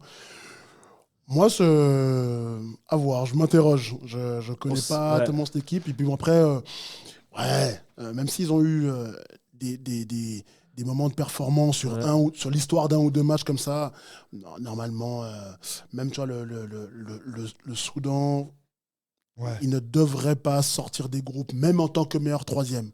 A priori. Je pense pas. Le Soudan, tu dis ou non, la Guinée équatoriale? Ouais, les deux. Le Soudan, on va y venir. Je crois pas. Je pense pas, mais attention. Parce que le Soudan, on parlait des coachs africains. Le Soudan est emmené par un coach ghanéen qui s'appelle Kwesi Appiah. Beaucoup de joueurs. Et là, pour le coup, il faudra faire attention parce que là, vraiment, tous leurs joueurs, ils sont sur 2 ou 3 clubs. Ah ouais, Soudanais, le Al-Hilal et qui jouent en Libye, ils jouent au Soudan à cause de la guerre. Et là, pour le coup, c'est aussi une équipe au niveau automatisme, ça va bien aller. C'est pour ça que moi, je les enterrerais pas tout de suite. C'est limite, je les mettrais devant la Guinée équatoriale. Mais c'est pour ça que ce groupe, il est vraiment difficile à lire. Mais à définir ce groupe-là, c'est compliqué. Mais dans toute logique, normalement, Burkina et Algérie, ça passe. En principe, Oui, ça passe. Mais encore une fois, il y a quand même d'autres nations dans les autres groupes qui ont plus d'opportunités de sortir meilleur troisième, tant bien même. C'est quoi, 4 sur 6 qui peuvent sortir. Ça me paraît complexe. Mais écoute, sait-on jamais. Après, l'Algérie joue au Maroc, tu vois. Peut-être c'est motivant aussi avec les supporters, c'est plus proche. Beaucoup de gens de la diaspora, parce que pour les Algériens, c'est plus compliqué d'aller au Maroc. Oui, bien sûr. Oui, non, totalement. Mais je pense qu'il y a quelque chose qui se crée avec les Marocains. Tu l'as vu, sur place, tous les matchs de l'Algérie sont sold out. On a dû passer totalement. Donc je pense qu'il y a un engouement, tu vois, un truc. Donc je pense que ça peut être hyper intéressant. Ça peut être hyper intéressant. On passe au dernier groupe, le groupe le meilleur. il est aussi de la mort celui-là, franchement. Il est très chaud celui-là. Celui-là, on a le Cameroun, la Côte d'Ivoire, le Gabon et le Mozambique. On a quand même 3 énormes équipes sur 4. On va commencer par. Purée, il est incroyable. Est-ce qu'on commence par tes tontons Les Lions indomptables, comme ça c'est fait. Les Lions indomptables, le Cameroun. On pourra en parler des heures du Cameroun avec tout ce qui se passe là. Mais bon, bref. Le sélectionneur actuel, c'est Marc Brice. Non, c'est plus Marc Brice. Non, je crois pas. Il a sauté. Il a sauté après la réélection de Samuel Eto'o. Zombo Anguissa est forfait, malheureusement. J'ai cette info. Le Cameroun, c'est un peu toujours le bordel dans l'institution. Et les joueurs, en général, arrivent souvent à s'en sortir. Surtout en CAN. En général, ça passe. Premier tour, ça va en quart. Des fois, ça va en finale. Et on dit souvent, le Cameroun n'est jamais plus fort que quand il est dos au mur. Exact. Est-ce que là, c'est le cas? On l'a vu sur les qualifs de barrage de la Coupe du Monde. Ça a été un peu dur face à la RDC. Comment tu les vois, toi, le Cameroun? Le Cameroun, son plus grand adversaire, c'est lui-même, en fait. C'est ça.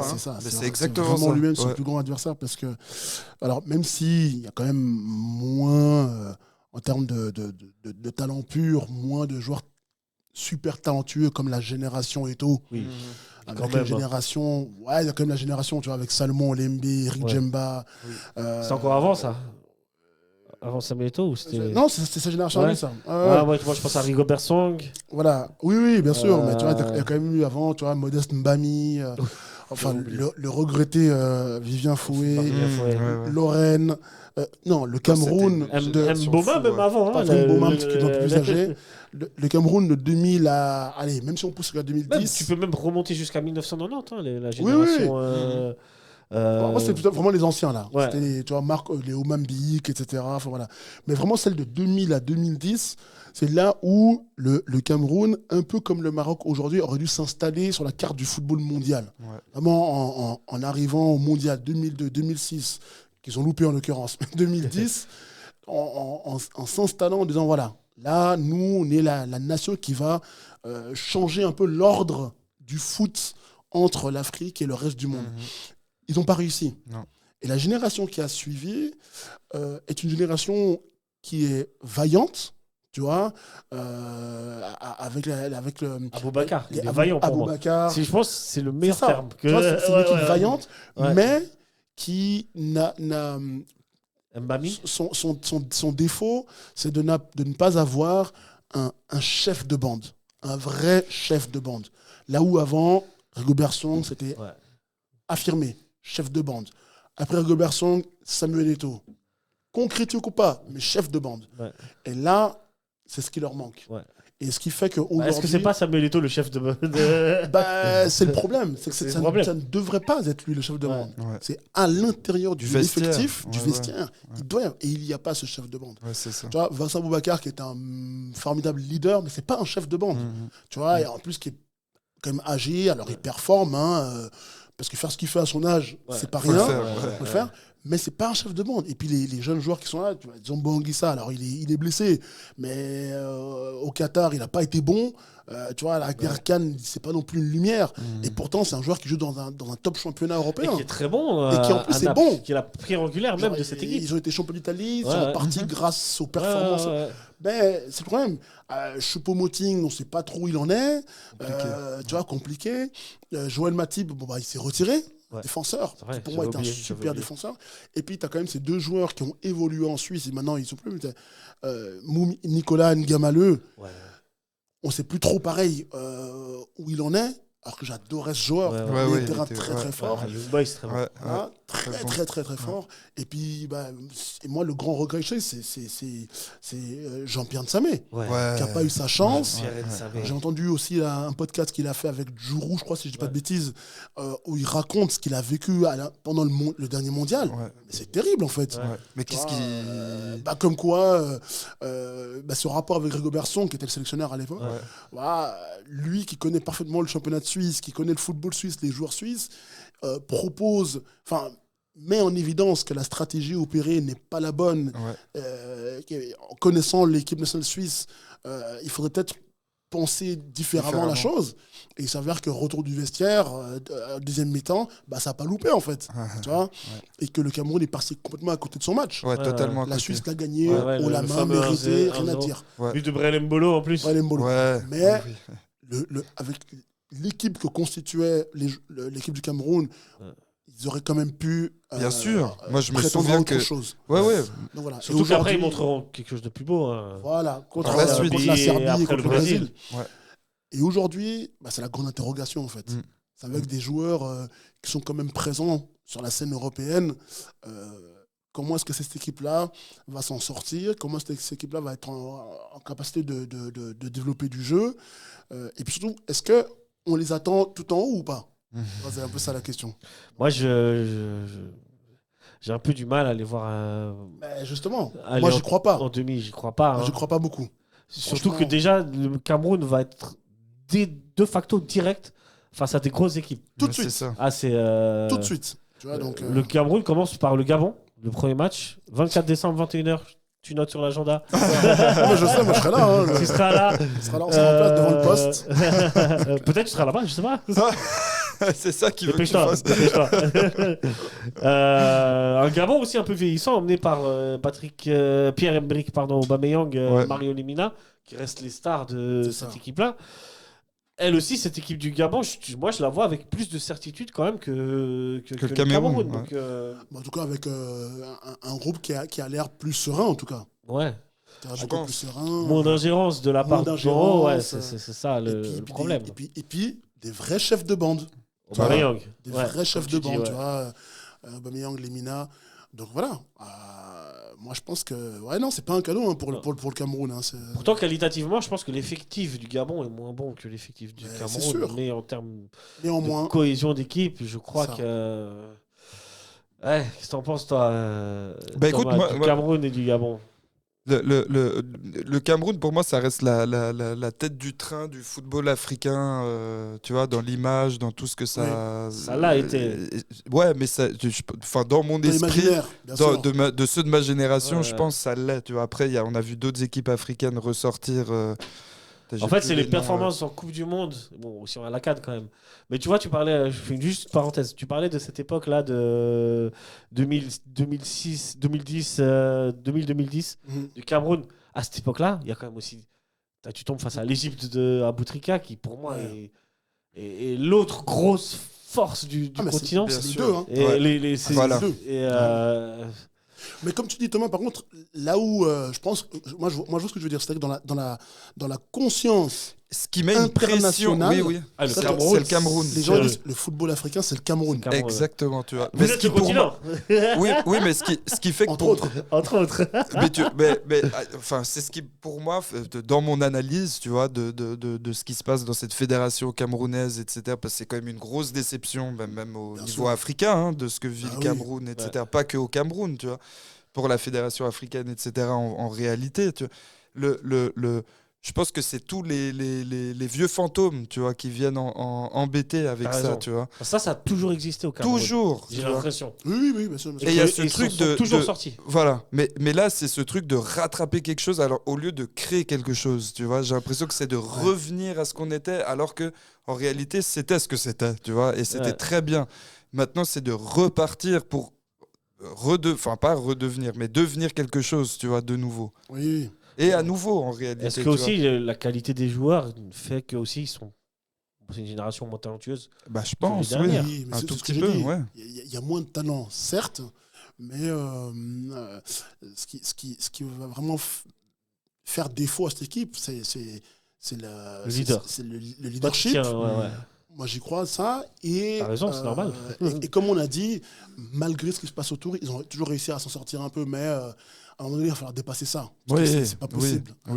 Mais cette CAN, elle sera peut-être là pour ça, tu vois, pour pouvoir leur permettre sportivement d'essayer de dépasser, puis de trouver un peu plus de tranquillité derrière. Parce que là, ils ont des vrais adversaires. Hein. Oui, justement. Le Cameroun, c'est de facto, on a dit, c'est Gabon. Le deuxième match, c'est directement 28 décembre, on l'a dit. 21h, grand stade de Marrakech. Faut que je t'attends à Marrakech. Ce sera Côte d'Ivoire-Cameroun. Et la Côte d'Ivoire que vous avez mis dans vos favoris, Mais vas-y. Côte d'Ivoire, je t'avoue que là, avec les histoires extra-sportives, tu vois, de Nicolas Pépé, là, c'est ça. Oui. C'est ridicule. C'est ridicule, mais ça met quand même, tu vois, le sélectionneur, la fédération dans des trucs très complexes, tu vois, malgré tout. C'est le défaut des réseaux sociaux, ça. Voilà, mais après, Nicolas Pépé, tu te rends compte qu'ils sont en train de se passer de Nicolas Pépé? Bon, ils le peuvent parce qu'ils ont un... Quand même, hein. Oui, mais après, ils s'en passent à défaut parce que je pense que s'ils pouvaient, ils le prendraient en réalité, tu vois, mais avec ce qu'il fait, avec ce qu'il raconte. Moi, je trouve que c'est même pas si scandaleux que ça, en fait. C'est-à-dire qu'aujourd'hui, on n'a plus le droit de chambrer. T'as vu comment les Argentins et les Sud-Américains ils chambrent et tout, bien sûr. Non, mais après, c'est une autre histoire. Non, mais après, je pense que localement, tu vois, en Côte d'Ivoire, ça crée quelque chose qui raconte qui est très problématique, polémique, etc. Et qu'ils n'ont pas besoin de ça en réalité parce qu'il est en train de désunir tout un peuple là, en mettant ce problème sur la table. Là.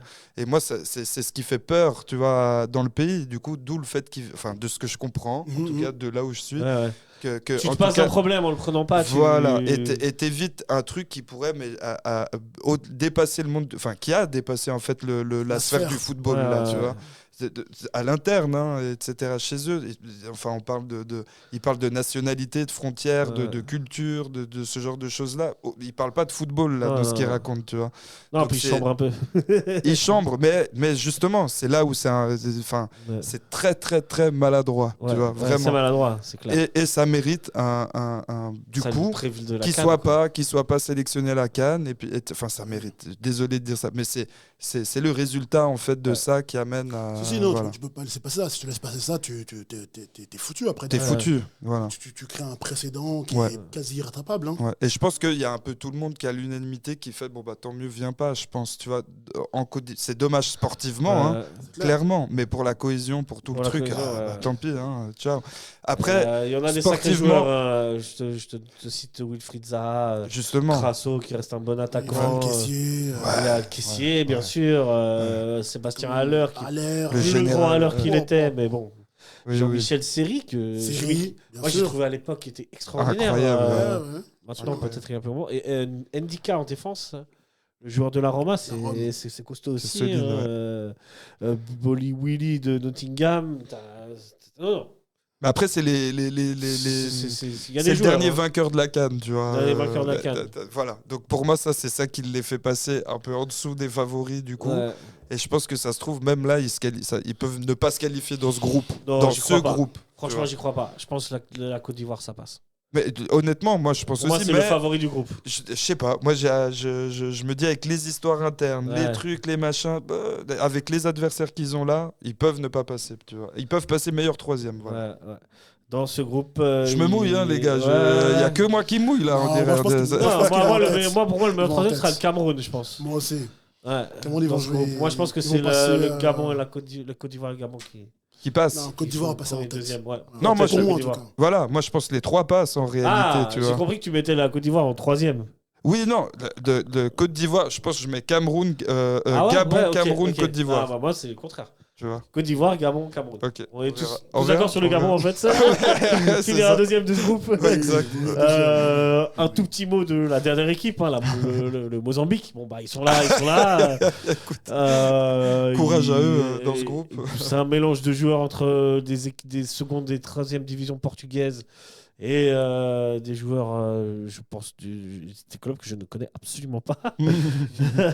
Tada Mansour, UD Songo, je pense, du Mozambique. Voilà, ils seront là, à eux de faire. Ils ont la chance d'être outsiders dans ce groupe et qu'ils ont tout à jouer, tu vois. Exactement. Voilà. Donc, bonne chance à eux et qu'ils prennent du plaisir à jouer contre ces grosses équipes derrière. Avant qu'on se quitte, j'ai 2 questions à vous poser. La première, c'est quelle sera votre surprise en termes d'équipe?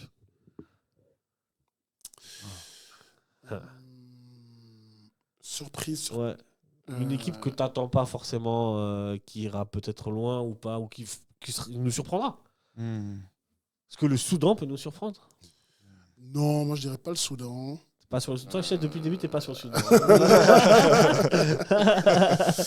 Non. Moi, ce serait l'Angola. L'Angola. Pas mal.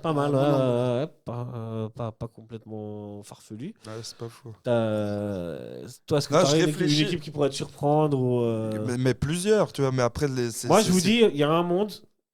L'Égypte peut aller en finale. Oui, ça je pense aussi. Mais est-ce que ça serait surprenant de l'Égypte? C'est ça que je me disais. Tu veux un truc plus surprenant? Moi, je crois pas.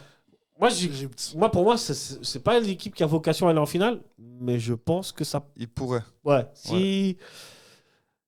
Normalement, la finale. En fait, normalement, Maroc, si ça, pour moi, si ça peut se passer, Maroc-Sénégal, c'est normalement la finale. Voilà. Ça, c'est les 2 trucs où je me disais, je peux pas dire c'est surprenant qu'il y ait le Maroc ou le Sénégal au final. Ça, c'est les 2 là. Voilà, ça, c'est les 2. Le reste, ça peut être des surprises en fait. Tu vois, la Tunisie, ça se trouve, j'en sais rien. Que la Côte d'Ivoire aille en finale est si surprenant que ça.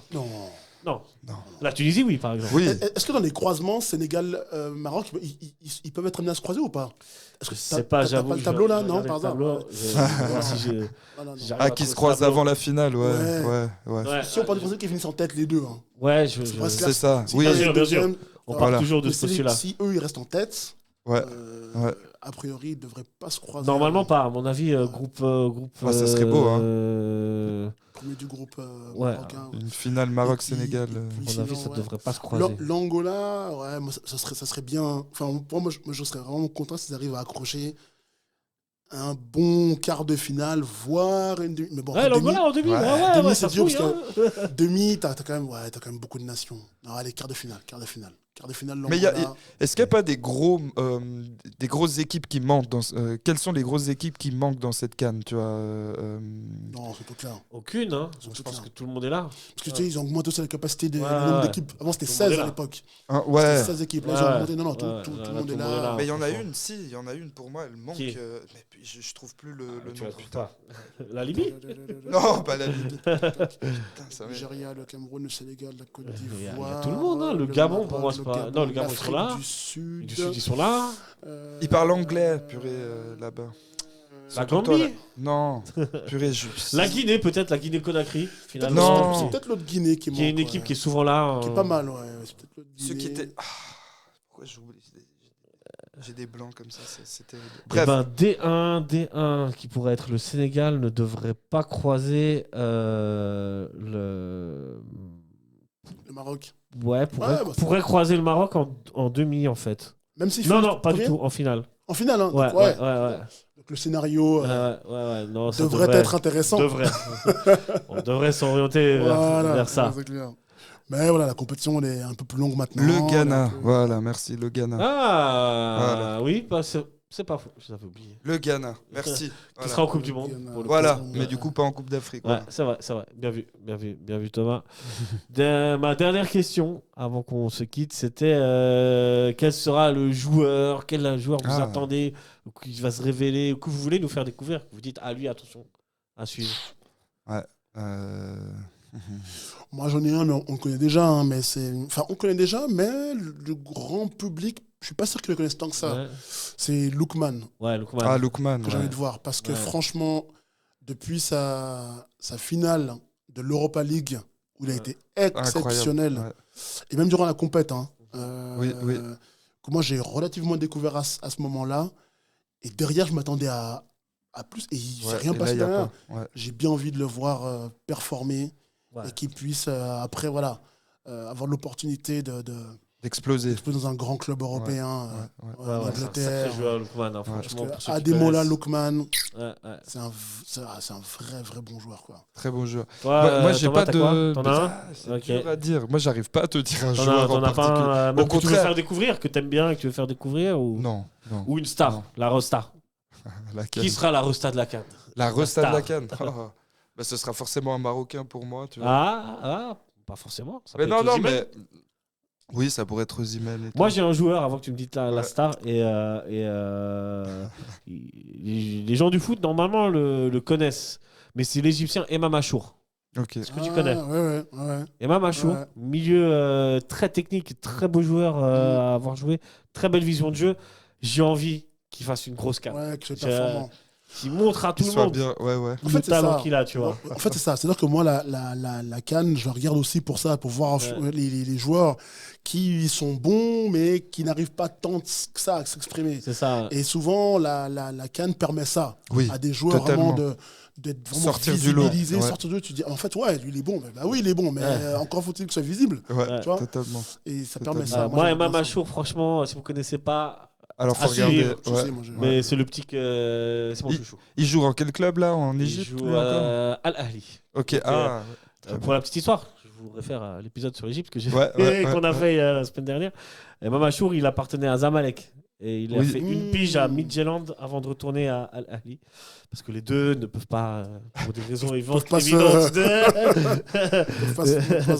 pas se faire de transfert direct. Ça aurait été la mort pour lui. Donc il est passé par Midtjylland avant de retourner. Et je vous renvoie à l'épisode où on en parle de ça sur l'Égypte, assez intéressant. Et donc, pour terminer, la Rosta. La Rosta. La star.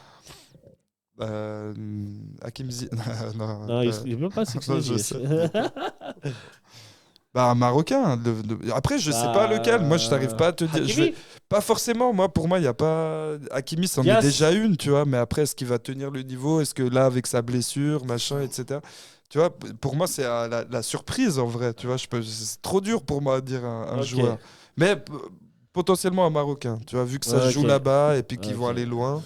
Moi, la star, j'aimerais que... Parce que pareil, ce sera, je pense, l'une de ces dernières aussi, que Sadio Mané nous refasse une belle CAN. C'est vrai que ce serait cool, ça. T'as encore l'espoir comme ça, Mané? Moi, j'ai eu trop d'espoir et il y a eu trop d'épisodes qui m'ont montré que... Il m'a trop déçu, tu vois. Mais il faut choisir, parce que Mané... Au niveau football, il est ouf, tu vois, mais après, humainement, là, avec les dernières choses... Je sais pas ce c'est qu'il quand lui même un arrive, être tu humain vois. incroyable, Sadio. Mais Tout bien ce qu'il sûr, fait pour le pays. mais bien sûr. Tu l'as dit, humainement, c'est humain, donc voilà. Voilà. Tu vois. Mais Après, il j'espère s'embrouille avec aussi, Salah, t'as qu'est-ce que tu raison, veux. t'as raison. Ouais. Mais dans ce cas-là, s'il faut rendre hommage, Salah, il doit prendre une coupe aussi, d'Afrique pour la légende qu'il est. Bah ouais, Donc, clairement. Beaucoup de choses mènent à l'Égypte. Ouais. J'avoue, il y a beaucoup. Égypte-Maroc en finale, ça pourrait. Ça serait fou. Je sais pas si ça peut, mais ce serait Ils joli. Ouais, ça serait Ça fou, serait joli. tu vois. Ça, j'y crois pas mal, tu vois, mais à voir. Autre joueur à suivre, Animal Mejbri. Et pour moi, c'est un Tunisien. Vas-y, un dernier. Non, j'ai pas de joueur. Juste un dernier mot, c'était j'ai vu les joueurs débarquer là au Maroc. Magnifique. Les tenues de chacun, respect avec les tenues traditionnelles de chaque pays, etc. Magnifique. Franchement. Tu les as vus toi, Steve? Non, j'ai pas vu ça. Alors ça, je te conseille d'aller regarder sur les réseaux. Ceux du Sénégal, incroyable. Blanc là. Oh là, quelle classe. Le Mali, t'as vu aussi avec le. Non, le Mali, j'ai pas vu. J'ai vu du Nigeria, j'ai vu de. Nigeria, j'ai vu aussi, en vert avec les écritures. Ouais, mais ceux du Mali, ils m'ont. Pas du Mali, du Sénégal. Ouais, moi aussi. Je vais regarder.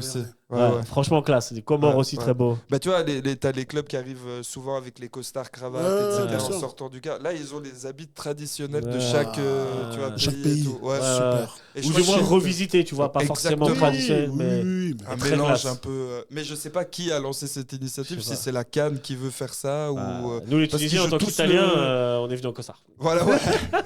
Vous prenez, c'est dommage, tu vois, mais il faut que tout le monde joue le jeu à ce truc. Super. Bref, dernier mot. Top. Bon, messieurs, merci beaucoup d'avoir participé à cette émission. Merci à Tim. À Linger, on est là. C'est pas la dernière émission de l'année, mais c'est la dernière émission en Suisse de l'année. C'est ça. Merci à vous tous et toutes qui nous écoutez. Likez, commentez, partagez, n'hésitez pas. Et puis, vive le football. Ciao, ciao. Très bonne canne. Ciao les gars, merci beaucoup. Et puis bon voyage. Merci.